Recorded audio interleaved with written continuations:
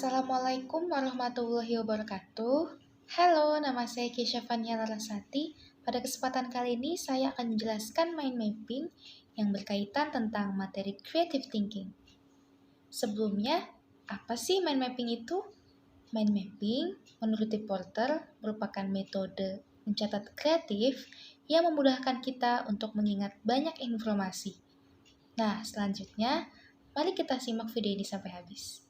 Terdapat 6 pembahasan dalam materi creative thinking. Pembahasan pertama yaitu manusia dan ilmu pengetahuan. Terdapat 3 keyword. Pertama, otak. Otak yang dimiliki manusia memiliki susunan dan fungsi paling sempurna dibandingkan makhluk lain. Dan Allah Subhanahu wa Ta'ala menganugerahkan akal pada manusia untuk berpikir. Kedua, akal.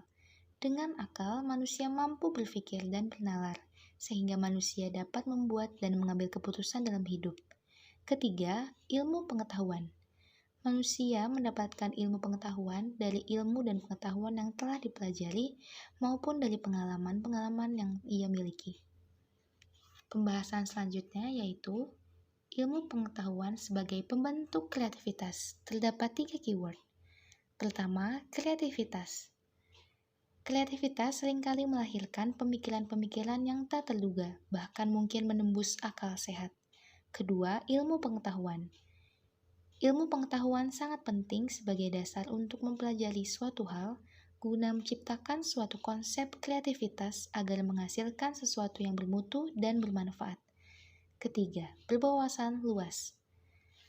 Rasa ingin tahu membuat seseorang terus mencari ilmu dan pengetahuan. Hal tersebut menjadikannya berpikir kreatif, bahkan dapat melahirkan ide-ide baru yang kreatif.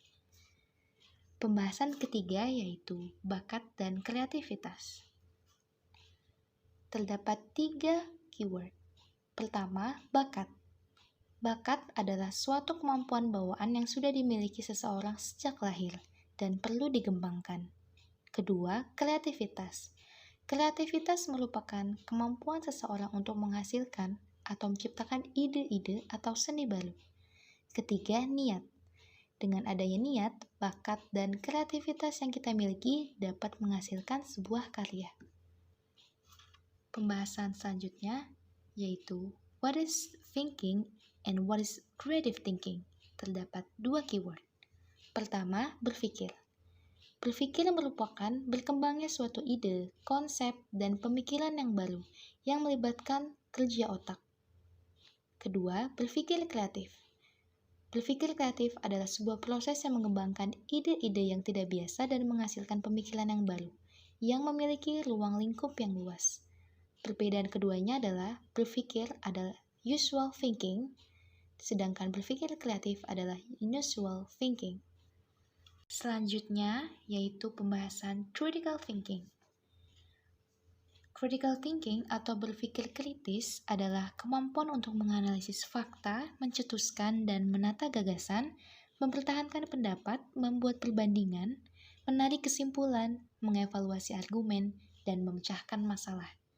Menurut Fashion, critical thinking merupakan proses berpikir kompleks yang terdiri dari analisis, evaluating, explanation, inference, interpretation, dan self-regulation. Pembahasan yang terakhir yaitu how to be more creative. How to be more creative atau bagaimana cara agar lebih kreatif, yaitu kita harus memiliki intellectual skill. Dan dalam intellectual skill terdapat 5 unsur, yaitu choosing, predicting, interpreting, translating, dan manipulating.